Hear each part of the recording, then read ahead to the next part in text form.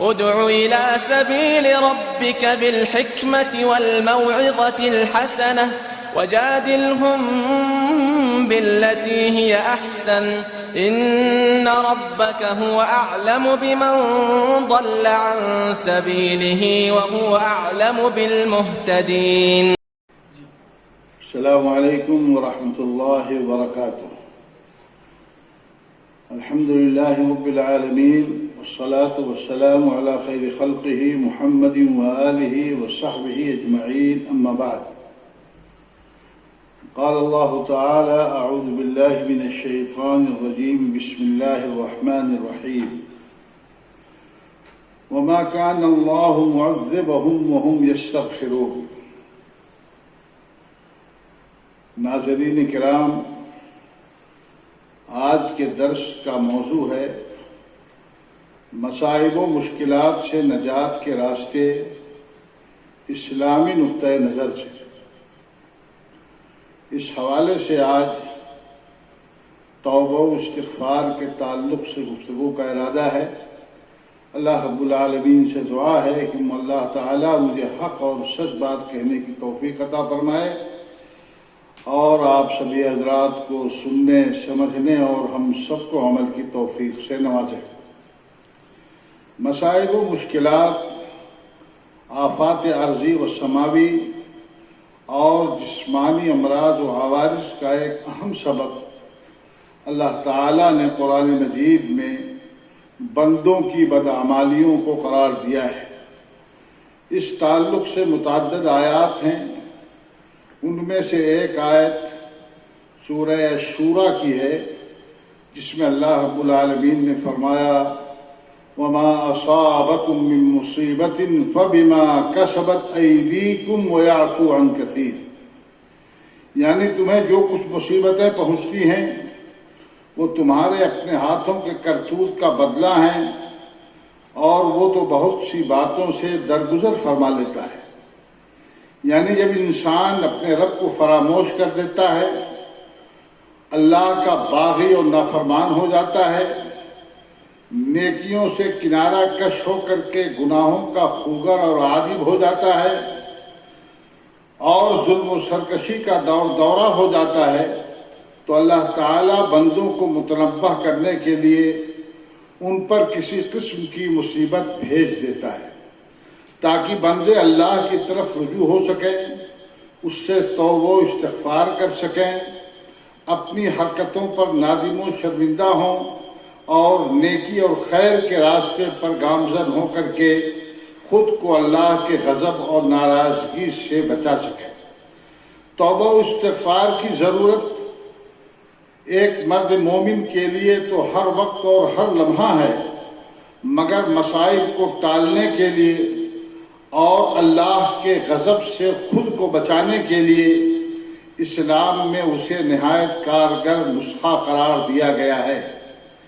اگر انسان اس نسخہ کو اختیار کر کے اللہ کو راضی کرنے میں کامیاب ہو جائے تو مصیبتیں اور بلائیں اللہ کے حکم سے ٹل جاتی ہیں. اللہ تعالیٰ نے سورہ انفال کی آیت نمبر 33 میں ارشاد فرمایا کہ اگر لوگ اللہ سے توبہ و استغفار کرتے رہیں تو اللہ ان پر عذاب نازل نہیں فرمائے گا. وما كان اللہ معذبهم وهم يستغفرون.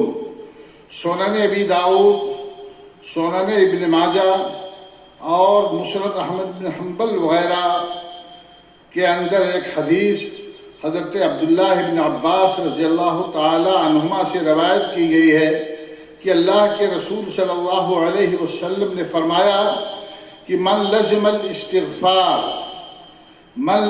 الاستغفار جعل اللہ له من كل هم فرجا ومن كل ضيق مخرجا ورزقه من حيث لا يحتسب.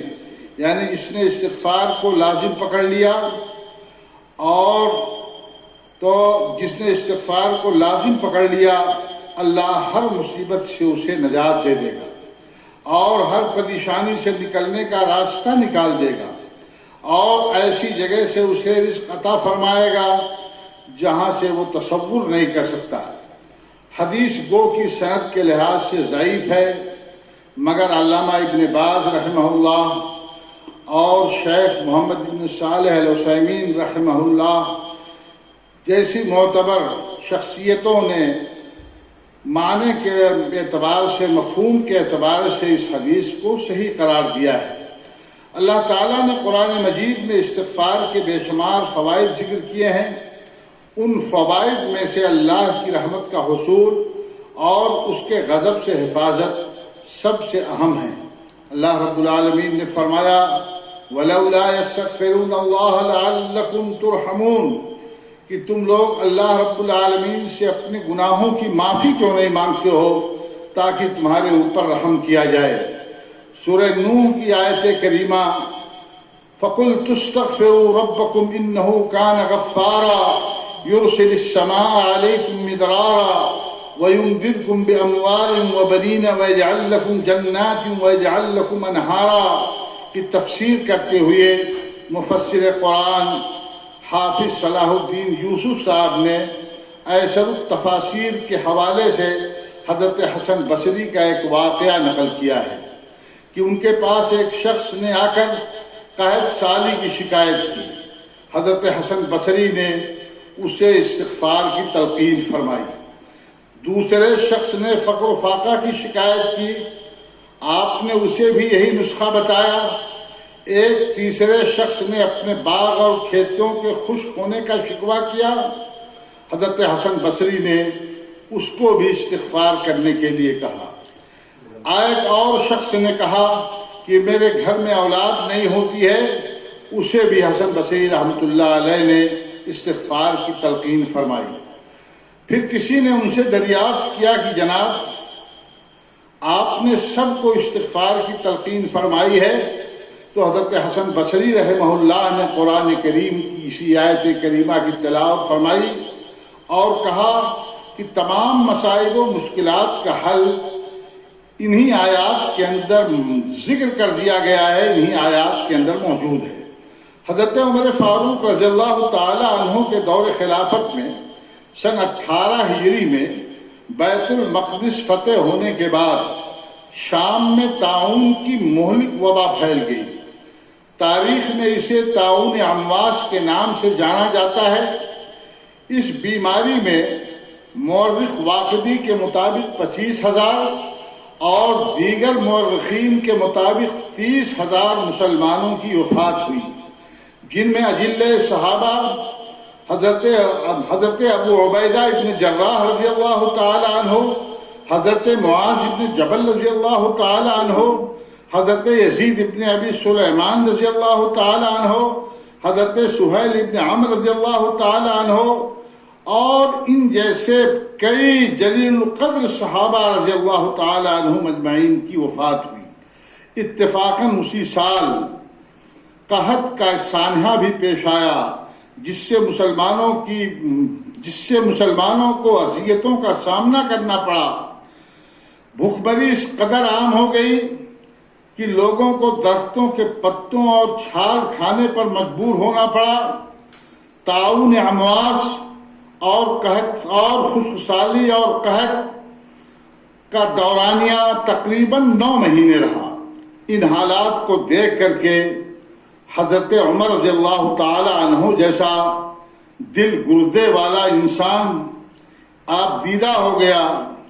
حضرت عمر رضی اللہ تعالی عنہ کی آنکھوں سے آنسو بہہ پڑے، روتے ہوئے منبر پر چڑھے، خطبہ دینا شروع کیا، اس حال میں کہ ان کی داڑھی آنسوؤں سے تر ہو چکی تھی۔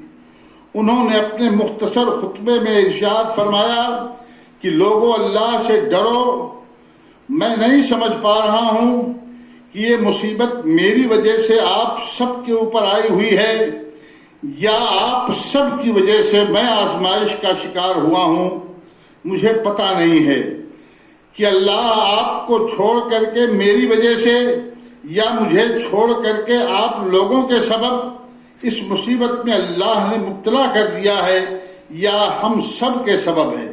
پھر منبر پر روتے ہوئے قرآن کریم کی انہی آیات کی تلاوت فرمائی، فَقُلْتُ اسْتَغْفِرُوا رَبَّكُمْ إِنَّهُ كَانَ غَفَّارًا يُرْسِلِ السَّمَاءَ عَلَيْكُمْ مِدْرَارًا وَيُمْدِدْكُمْ بِأَمْوَالٍ وَبَنِينَ وَيَجْعَلْ لَكُمْ جَنَّاتٍ وَيَجْعَلْ لَكُمْ أَنْهَارًا۔ اور سورہ انفال کی اس آیت کریمہ کی بھی تلاوت فرمائی کہ وَمَا كَانَ اللَّهُ مُعَذِّبَهُمْ وَهُمْ يَسْتَغْفِرُونَ، اور اس کے بعد مسلمانوں نے رو رو کر کے گڑ گڑا کر کے نہایت تضرع اور عاجزی کے ساتھ استغفار کیا، اللہ رب العالمین سے ان مصائب کو دور کرنے کے لیے دعائیں کی، اور اللہ کی جانب تمام مسلمان رجوع ہوئے تو اللہ رب العالمین نے اس وبا کو بھی ٹال دیا اور اس بلا اور اس مصیبت کا خاتمہ فرما دیا۔ اس ترقی یافتہ دور میں ہم مسلمانوں کو موجودہ بلا اور مصیبت سے نجات کے لیے توبہ و استغفار کا نسخہ اختیار کرنا چاہیے۔ ہم اللہ سے روئیں، گڑ گڑا کر اپنے گناہوں کی معافی مانگیں، اور اس وبا اور اس بلا کے خاتمے کی دعا اس یقین کے ساتھ کریں کہ اللہ ہماری دعاؤں کو ضرور قبول فرمائے گا۔ اللہ ہم سب کو توبہ و استغفار کی توفیق بخشے اور اس بلا اور وبا سے ہم سب کی حفاظت فرمائے۔ والسلام علیکم ورحمۃ اللہ وبرکاتہ۔